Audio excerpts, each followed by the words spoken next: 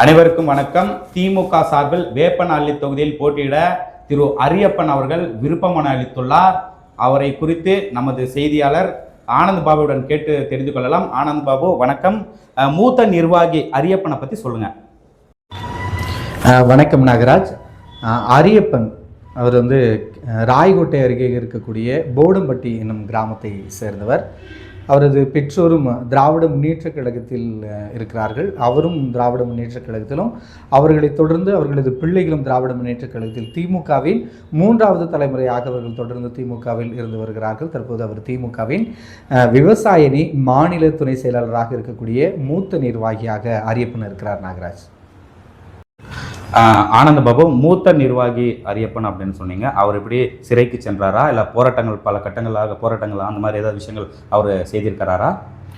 நாகராஜ், அரியப்பன் அவர்கள் 1980களில் ஒரு கிளை செயலாளராக பதவி வகிச்சிருக்கிறார். அது பிறகு 86 மாவட்ட பிரதிநிதி. பின்னர் அவர் ஊராட்சி மன்ற துணைத் தலைவராக தேர்ந்தெடுக்கப்பட்ட பிறகு அவர் 1990ஆம் ஆண்டு முதல் அவர் திமுகவினுடைய கெலமங்கலம் ஒன்றிய செயலாளராக இருந்து வருகிறார். அவர் பல போராட்டங்களில் ஈடுபட்டிருக்கிறார். குறிப்பாக இந்தி திணிப்புக்கு எதிராக அவர் அப்போதைய மாவட்ட செயலாளர் சின்னசாமி அவர்கள் தலைமையில் அரசியலமைப்பு சட்டத்தின் 17வது பிரிவை எரிச்சதுனால அவர் கைது செய்யப்பட்டு 65 நாட்கள் சேலம் மத்திய சிறையில் அடைக்கப்பட்டிருந்தார்.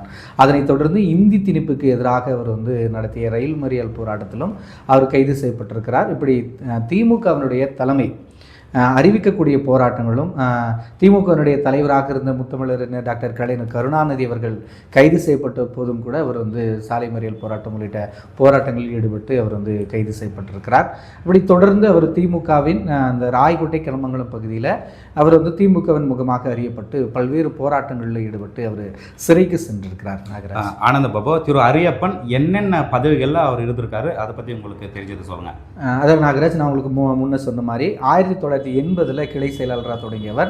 பின்னர் மாவட்ட பிரதிநிதி, ஊராட்சி மன்ற துணைத் தலைவர், பின்னர் தொடக்க வேளாண்மை கூட்டுறவு சங்க தலைவராக இருந்திருக்கிறார். பிறகு 1990 முதல் 2018 வரை தொடர்ச்சியாக கெலமங்கலத்தினுடைய ஒன்றிய செயலாளர் ஒரு முறை 2 முறையில் தொடர்ச்சி 6 முறை சுமார் 28 ஆண்டுகள் அரியப்பன் அவர்கள் திமுகவின் கெலமங்கலம் ஒன்றிய செயலாளராக இருந்திருக்கிறார். இதில் ஒரு முறை கெலமங்கலம் வேளாண்மை கூட்டுறவு கடன் விற்பனை சங்க தலைவராகவும் அவர் இருந்திருக்கிறார். இப்போ அவர் அதிகப்படியாக மக்களால் தேர்ந்தெடுக்கப்பட்ட பிரதிநிதியாக இருந்த காலத்தை விட திமுகவின் ஒன்றிய செயலாளராக அவர் வகித்திருக்கக்கூடிய பதவிக்காலம் அதிகமாக இருக்கிறது.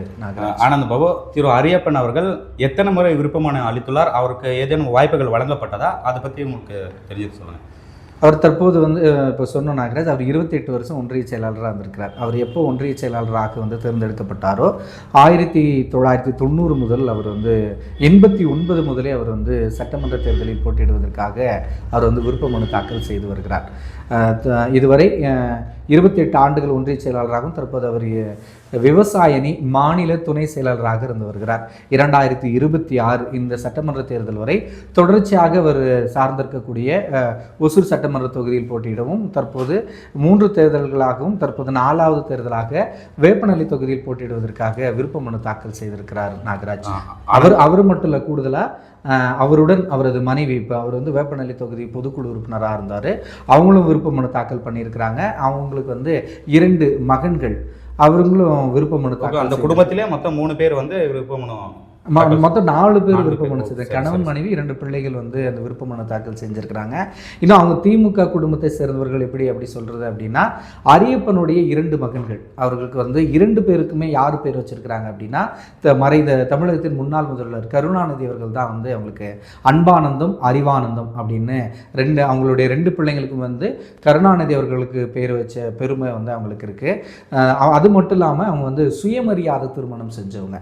அந்த திமுக காரங்க அப்படின்னு சொல்கிறதுக்கு அடையாளமாக அவருக்கு தொடர்ச்சியாக திமுக தலைமை சுயமரியாதை திருமணங்கள் அப்படின்ற விஷயங்கள் எல்லாமே தொடர்ந்து பண்ணிட்டு வராங்க. நாகராஜ்.